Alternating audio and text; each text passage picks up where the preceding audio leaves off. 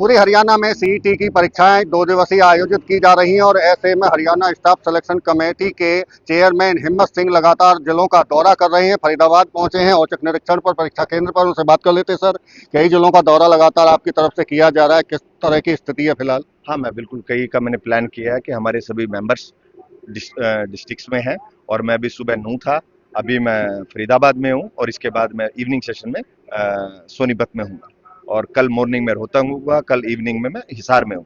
तो हमारे सभी मेंबर्स लगे हुए हैं और एक बच्चों के बेनिफिट के लिए और चीज़ों को समझने के लिए, ग्राउंड रियलिटी के लिए हम ग्राउंड में आए हैं और यही हमारा काम है, हम बच्चों के लिए। लगातार पिछले काफी दिनों से तैयारी की जा रही थी, 13 लाख से भी ज्यादा परीक्षार्थी परीक्षा दे रहे हैं, तो कितनी बड़ी चुनौती थी? चुनौती ऐसे एग्जाम करना हमारा काम है, तो चुनौती नहीं है। आप अच्छे अच्छे तरीके से कर रहे हैं, मैं तो इसको चुनौती नहीं मानता। हमारा काम है, हमें करना है, बस अच्छे ढंग से करना है।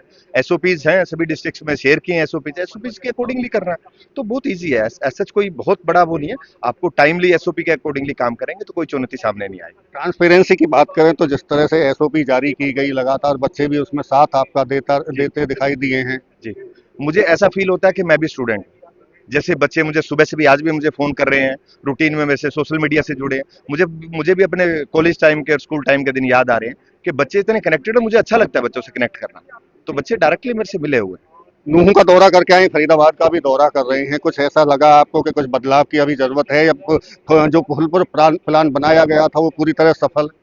आप भी मीडिया में हैं, आप देखिए सभी स्टाफ, सारे लोग इतने मुस्तैदी से काम कर रहे हैं। मुझे नहीं लगता इससे ज्यादा कोई बेटर अरेंजमेंट हो सकते हैं।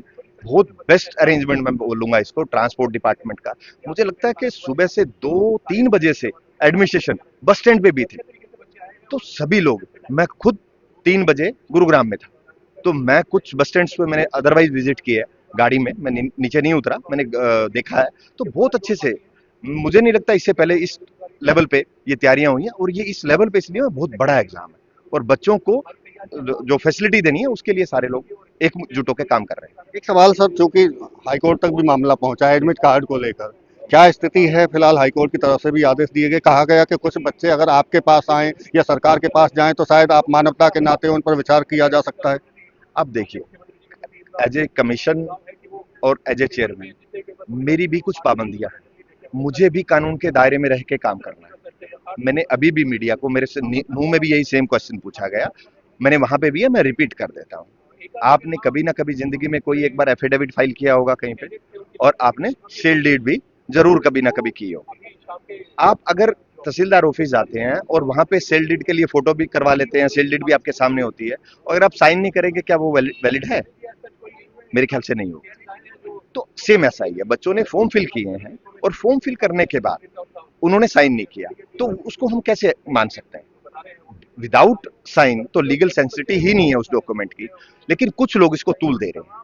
कोर्ट ने हमारी डायरेक्शन दी है कि जो बच्चे पिटिशनर से उनको मौका देना है, हम मौका दे रहे हैं। जो बच्चे आएंगे जिन्होंने फीस पे किया होगा और कोर्ट में वो पिटिशनर्स थे, उनको हम एडमिट करेंगे क्लास के लिए। लेकिन हर किसी बच्चे को, जो बच्चा फॉर्म ठीक से नहीं भर सकता, उसको हम कैसे अलाउ कर सकते हैं? और ये वो सारे वो बच्चे हैं जिन्होंने फॉर्म भी, मैक्सिमम बच्चों ने फॉर्म फिल नहीं किया। ये किसी कंप्यूटर ऑपरेटर से या किसी सीएससी सेंटर से वहां गलतियां हुई हैं, तो मैं उम्मीद करूंगा बच्चे नेक्स्ट टाइम से ये नहीं करेंगे। ये बच्चे पेपर में नहीं अपीयर हो पाए, उसका मुझे बहुत दुख है। परीक्षाएं जिस तरह से चल रही हैं, अगर कोई गड़बड़ी पाई जाती है तो चूंकि कानूनी कार्रवाई भी उनके खिलाफ में की जाएगी, बाद में भी वो कार्रवाई की जा सकती है, पहला ऐसी बार लागू किया गया है। सख्त से सख्त कार्रवाई होगी, कमीशन लेवल पे भी, और जो क्रिमिनल प्रोसीडिंग्स होंगी वो भी होगा। सख्त से सख्त कार्रवाई होगी। ऐसा कुछ भी नहीं होगा कि अगर कुछ ऐसे पाया जाता है तो हम लोग उस पर सख्त से सख्त कार्रवाई करेंगे।